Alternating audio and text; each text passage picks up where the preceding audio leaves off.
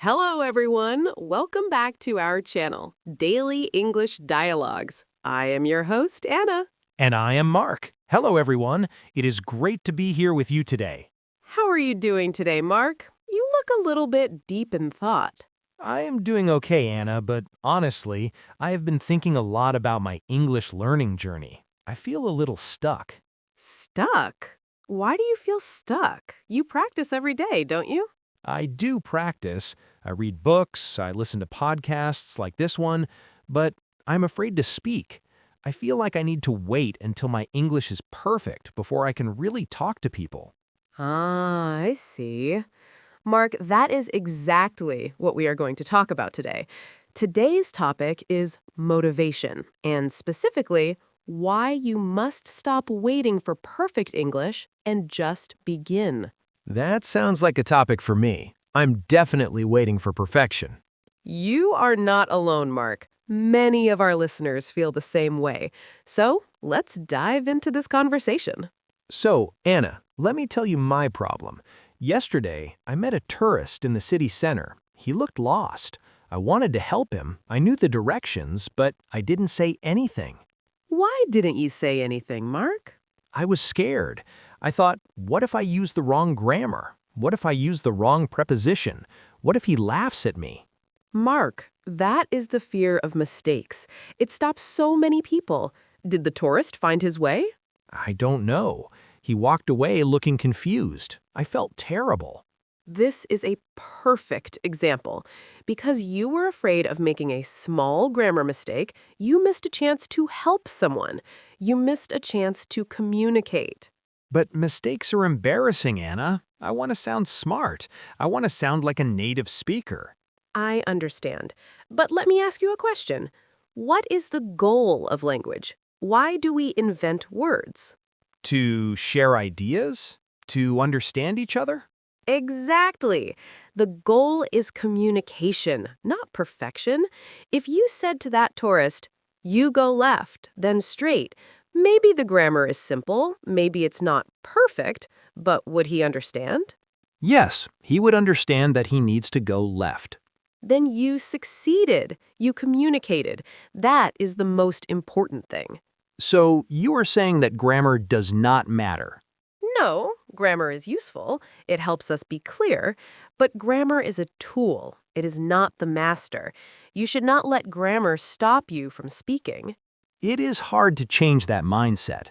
In school, my teachers always corrected every red mark on my paper. School is different from real life. In real life, people want to connect with you. They want to hear your story. They do not care if you use the past perfect tense correctly. They care about you. I have another thought, Anna. I often tell myself, I will start speaking when I finish this textbook, or I will start speaking when I know 2,000 words. Well, Mark, that is a dangerous trap. We call that the someday trap. The someday trap? What is that? It is always waiting for a future time that never comes. You think, I am not ready today, I will be ready someday.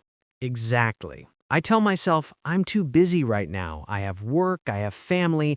I will start speaking English when I have a holiday.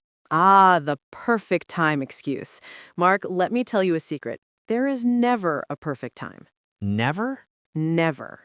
When you are on holiday, you will want to relax. When work is finished, you will have other problems. Life is always busy. If you wait for the perfect time, you will wait forever. That is depressing, Anna. So what should I do? You must make English part of your messy, busy life. You do not need 1 hour. Do you have 5 minutes? Yes, I have 5 minutes. I have 5 minutes on the bus. I have 5 minutes while I wait for my coffee. Then speak for 5 minutes. Do not wait for a someday holiday. Use the 5 minutes you have today. Okay, I understand the time problem, but I have another someday excuse. Tell me. I often think I will speak English when I travel to America or England. I think I need to be in an English country to really start. Many people think this. They think geography is the magic key. But Mark, do you know people who live in English countries but still cannot speak English well? Yes, actually. I have an uncle who lived in New York for 10 years. He still only speaks our native language. Exactly. Being in a country does not make you speak. Speaking makes you speak. You can be in your bedroom in your home country, and you can be an English speaker. So I don't need a plane ticket? No, you need courage, not a plane ticket. You can practice with me. You can practice online. You can practice with tourists in your city. I guess I am just using travel as an excuse to delay. It is comfortable to delay. It feels safe. But let me give you an analogy. Imagine a baby learning to walk. Okay, I'm imagining a baby. Does the baby wait until it can run a marathon before it stands up? No, of course not. The baby stands up, falls down, stands up again, and takes one small step. And does the baby say, I will walk when I'm older, or I will walk when I go to the park? No. The baby tries to walk in the living room, in the kitchen, everywhere. And does the baby feel embarrassed when it falls? No, the baby just laughs or tries again, and the parents clap and cheer. Exactly. Learning English is like learning to walk. You must take baby steps. You must stumble. You must fall. That is how you build muscle. If you wait until you can run, you will never even stand up. That is a great comparison. I'm trying to run a marathon, but I have not taken my first step. There is one more part of the someday trap. We call it being a professional student. A professional student? That sounds good, doesn't it? It sounds good, but it is bad for speaking. A professional student reads many books. They watch many videos. They highlight vocabulary. They feel like they are working hard. That's me. I have 3 grammar books on my desk right now. But you are consuming, taking in, not creating, giving out. You are building a library in your head, but the door to the library is locked. Wow, the door is locked. That is exactly how I feel. I know the words, but I cannot get them out. To unlock the door, you must stop studying and start doing. Put away the grammar bookmark. Just say hello to someone. It feels scary to put the book away. The book is my safety blanket. Safety does not help you grow. Discomfort helps you grow. You are right. I need to stop waiting for someday. Someday is not a day of the week. Monday, Tuesday, Wednesday, none of them are named someday. Today is the only day that matters. Okay, no more excuses about time, no more excuses about travel, and no more hiding behind my books. That's the spirit. Okay, Anna, I understand the theory, but practically, how do I do this? When I speak, I freeze. My mind goes blank. That happens because you're judging yourself. You are your own strict teacher. You need to focus on the other person, not on yourself. Focus on the other person? How? When you speak, look at their eyes. Listen to what they are saying. Ask yourself, do they look happy? Do they look confused? If they look confused, just say it again with different words.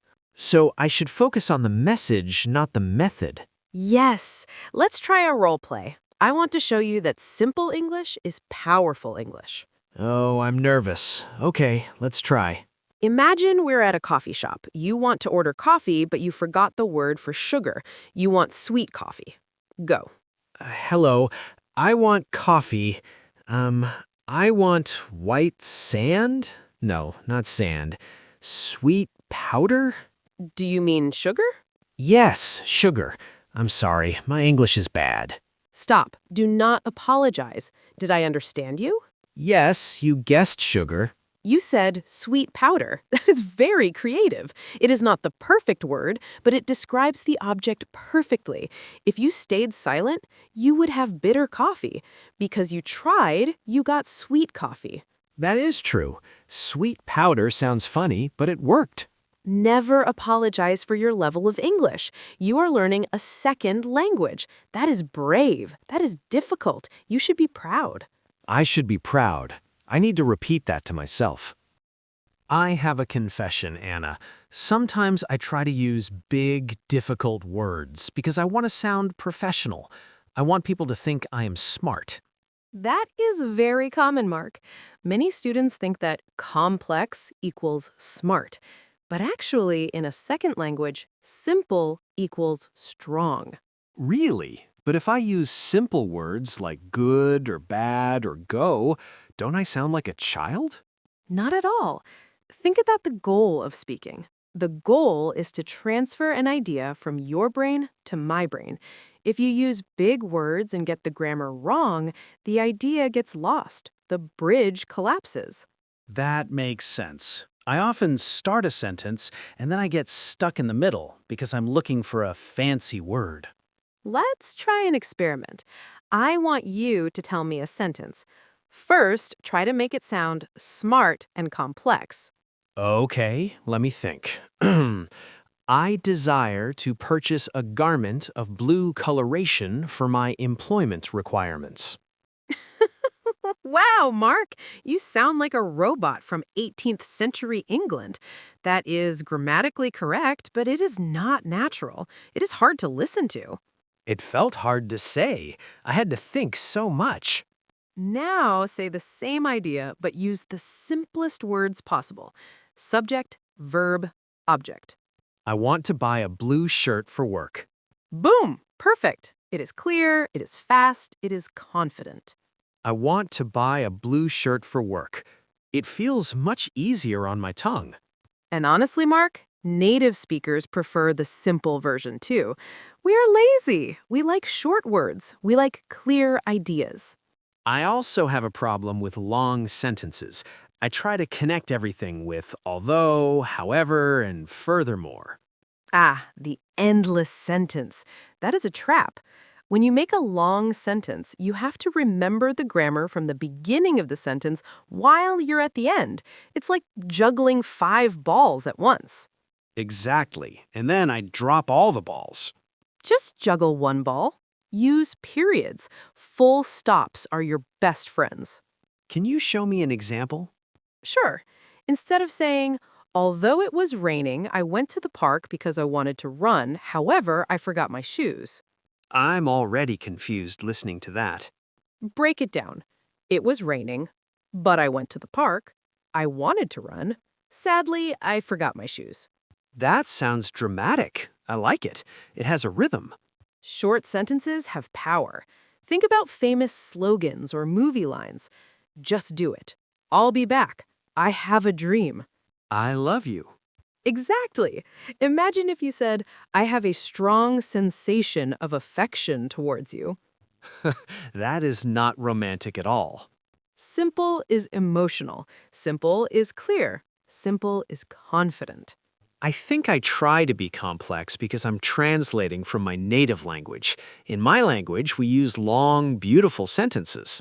That is true for many languages, but English is a very direct language. We like to get to the point. We call it plain English. Even business people and politicians are trained to speak in plain English now. So I don't need to learn the top 5,000 academic words to start speaking. No, you need the top 500 words, and you need to use them well. It is better to use basic tools to build a strong house than to use golden tools to build a house that falls down. That is a great rule. Use basic tools to build a strong house. So, here's my challenge to you. For the next week, try to speak in short sentences. If you feel like using a big word, stop. Find a smaller word. Instead of utilize, I will say use. Instead of currently, say now. Instead of assist, say help. Perfect. You are already sounding more natural. I feel lighter. I don't have to carry a heavy dictionary in my head. Okay, Anna, I'm feeling more motivated. I want to start, but I'm still a little shy to talk to strangers. How can I practice if I'm alone? That is a great question. You do not need a partner to start speaking. You can talk to yourself. Talk to myself? People might think I'm crazy. Do it at home. Narrate your life. When you're cooking, say out loud, I'm cutting the onions. The onions are white. Now I'm crying because of the onions. I can do that. I'm washing the dishes. The water is warm. Yes, this connects your brain to your mouth. It makes speaking feel normal. It builds a physical habit. That sounds easy. What else? Record yourself. Use your phone. Record yourself talking for 1 minute about your day. And then listen to it. I hate the sound of my voice. Everyone hates the sound of their voice, but it's the best feedback. You can hear, oh, I paused there, or my pronunciation was clear there. Do not judge it, just observe it. Okay, narrating my day and recording myself. I will try this. And finally, find a safe environment. Join an English club. Find a language partner online. Find a place where everyone is learning. A place where mistakes are allowed. Exactly. A place where mistakes are celebrated.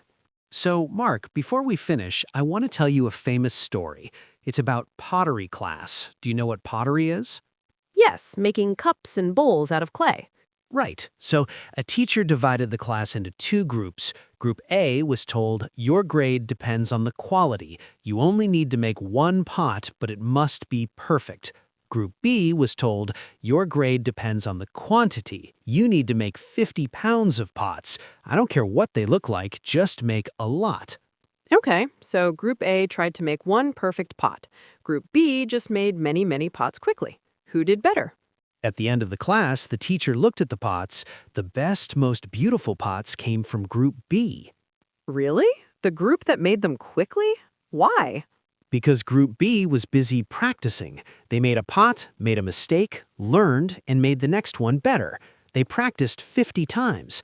Group A sat and thought and planned and worried. They tried to be perfect on the first try. Their pot was just okay, but not great. Wow, that is powerful.